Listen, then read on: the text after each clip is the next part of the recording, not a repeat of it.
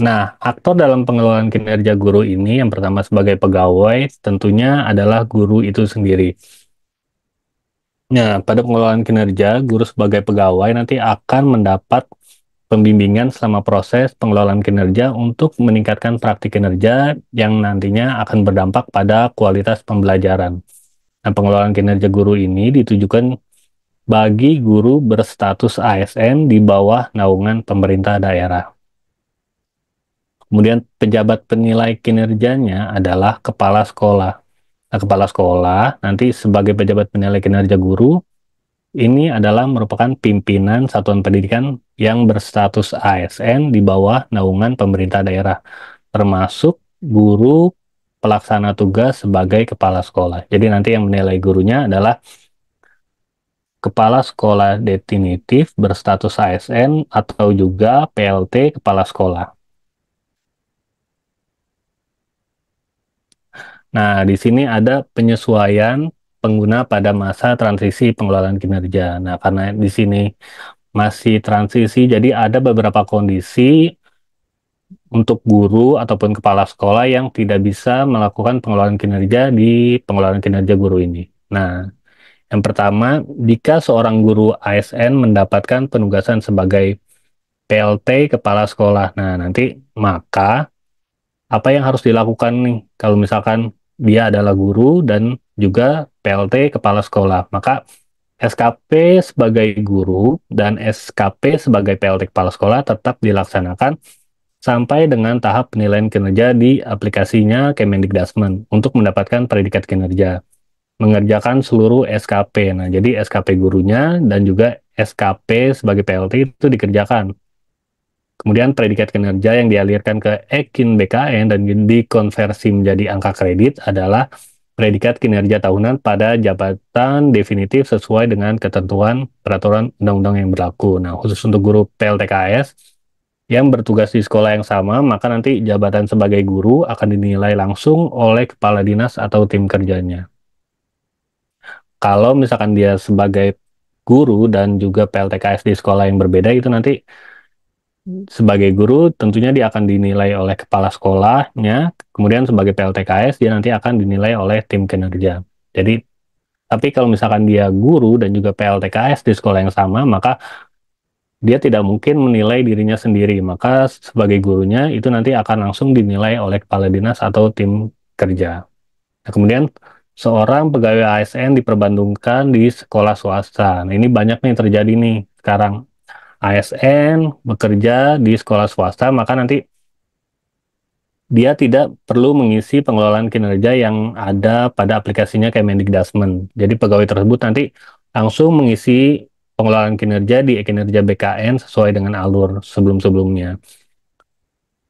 Kemudian seorang pegawai ASN di luar naungan Kemendikbudristek atau Pemda menjadi PLTKS di sekolah negeri. Misalkan ada ASN dari Kemenperin.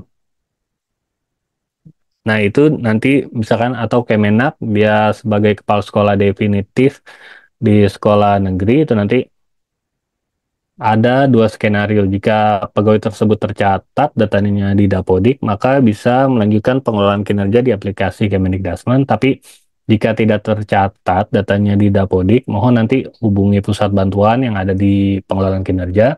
Kemudian dengan menyertakan nama lengkap, nama instansi, nama satuan pendidikan, UNUR, dan NPSN untuk diinvestigasi lebih lanjut. Kemudian seorang pegawai ASN di satuan pendidikan dalam naungan Kemenak. Nah, untuk ASN yang berada di bawah naungan Kemenak juga terdapat tiga skenario. Nanti kalau misalkan skenario yang pertama pegawainya tidak tercatat di Dapodik, maka nanti pegawai tersebut langsung saja melakukan pengelolaan kinerja di e-kinerja BKN. Kemudian jika yang kedua, jika pegawai tercatat datanya di Dapodik dengan status kepegawaian PNS Depak, maka pegawai tersebut juga melakukan pengelolaan kinerja di kinerja BKN. Nah, yang ketiga itu jika datanya tercatat di Dapodik bukan dengan status PNS Depak, maka pegawai dapat hubungi Dapodik agar mengubah status kepegawaiannya menjadi PNS Depak. Nanti selanjutnya pegawai tersebut itu mengisi pengelolaan kinerja di e-kinerja BKN. Kemudian bagaimana dengan seorang pegawai ASN yang sedang cuti CTLN, cuti di luar tanggungan? Nah, itu tidak perlu membuat SKP atau melakukan pengelolaan kinerja di sistem manapun terhitung semenjak penetapan pada SK CLTN-nya. Kemudian seorang pegawai ASN bekerja di sekolah Indonesia di luar negeri itu nanti tidak perlu membuat pengelolaan kinerja di aplikasinya Kemendikbudrismen, nanti pegawai tersebut membuat SKP dan melakukan pengelolaan kinerja di e-kinerja BKN. Kemudian seorang pegawai ASN sedang tugas belajar bagaimana dengan yang sedang tubel. Nah, untuk saat ini ikuti mekanisme yang berlaku. Untuk tugas belajar dengan biaya instansi, pegawai bisa memproses pengelolaan kinerjanya melalui e-kinerja BKN. Kemudian untuk tugas belajar mandiri karena masih bertugas di satuan pendidikan, kemudian mengisi SKP dan melakukan pengelolaan kinerja melalui aplikasi Kemendikbudrismen. Kemudian bagaimana jika seorang pegawai ASN resign atau pensiun sebelum periode pengelolaan kinerja selesai? Nah, itu nanti tetap membuat SKP di aplikasinya Kemendikbudrismen hingga akhir periode kerja. Misalkan dia pensiun bulan Juni, ya tentunya dia tetap mengisi pengelolaan kinerja tahapan dari mulai Januari sampai dengan bulan Juni. Nah, di sini karena sekarang siklusnya adalah satu kali dalam satu tahun, maka Kemendikbud memberikan inisiatif untuk panduan atau anjuran. Ini anjuran saja ya, tidak wajib diterapkan, tapi anjuran ini untuk memudahkan Bapak Ibu dalam melaksanaan pengelolaan kinerja 2025. Nah, bagi guru nanti di Januari itu pada triwulan 1 itu melaksanakan tugas pokok seperti biasa, kemudian berdiskusi dengan kepala sekolah, menyusun SKP untuk 1 tahun. Kemudian kepala sekolahnya di bulan Januari juga mengelola pelaksanaan tugas pokok guru, kemudian menyetujui dan menyepakati SKP guru. Nah, di Februari, guru nanti tetap melaksanakan tugas pokoknya yang 5M itu. Kemudian berdiskusi dengan kepala sekolah untuk persiapan observasi praktik kinerja, terus menerima umpan balik hasil observasi dari kepala sekolah, kemudian mulai melakukan kegiatan pengembangan kompetensi sesuai kompetensi yang dipilih. Nah, di sini juga nanti kepala sekolahnya selama Februari dan Maret mengelola pelaksanaan tugas pokok guru, mengobservasi praktik kinerja guru di kelas, kemudian mengirimkan umpan balik hasil observasi ke guru, menyetujui rencana tindak lanjut guru, kemudian memantau dan membina perilaku kerja guru.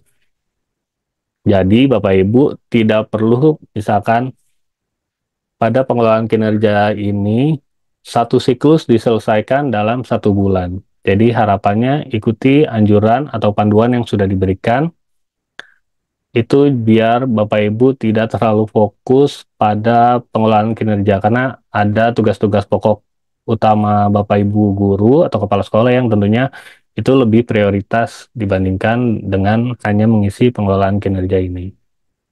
Nah, kemudian di triwulan kedua, April, Mei, Juni, itu guru nanti melaksanakan tugas pokoknya, melaksanakan upaya tindak lanjut peningkatan kinerja yang telah disepakati, kemudian melakukan kegiatan pengembangan kompetensi yang dipilih. Kemudian di kepala sekolah mengelola pelaksanaan tugas pokok guru, memantau dan membina upaya tindak lanjut, kemudian memantau dan membina perilaku kerja guru.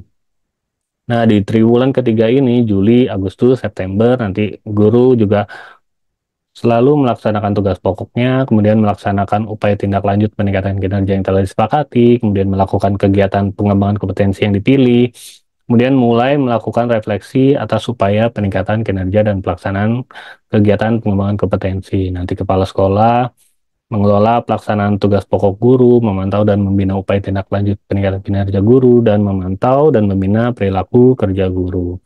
Nah, di triwulan keempat ini, Oktober, November, guru itu nanti menyelesaikan refleksi atas upaya peningkatan kinerja dan pelaksanaan kegiatan pengembangan kompetensi. Nah, nanti kepala sekolah mengelola pelaksanaan tugas pokok guru, memberikan umpan balik, nanti mengkonfirmasi ketersediaan dokumen akuntabilitas pelaksanaan tugas pokok guru.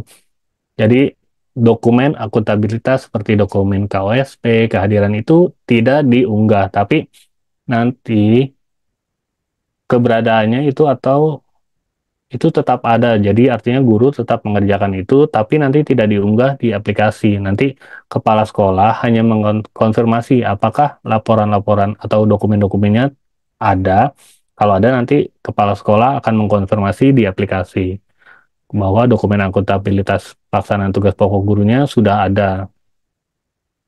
Nah, kemudian nanti di bulan Desember, itu nanti guru akan mendapatkan predikat kinerja tahunan. Dan kepala sekolah juga mengirimkan data penilaian guru dan ke kepala dinas, nanti akhirnya akan menetapkan predikat kinerja tahunan guru jika kepala dinas sudah melakukan penetapan kinerja organisasi satuan pendidikan.